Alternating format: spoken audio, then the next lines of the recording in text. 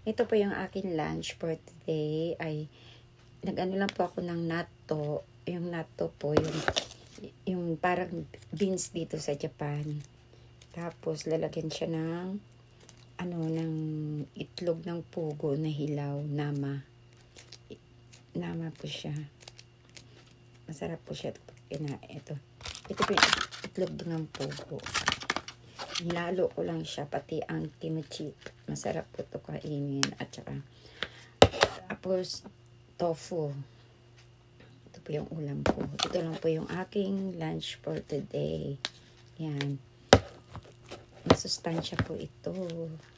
Tara, nakain po tayo. Lunch po tayo. Yan. Masarap. Kain tayo. Bye. God bless.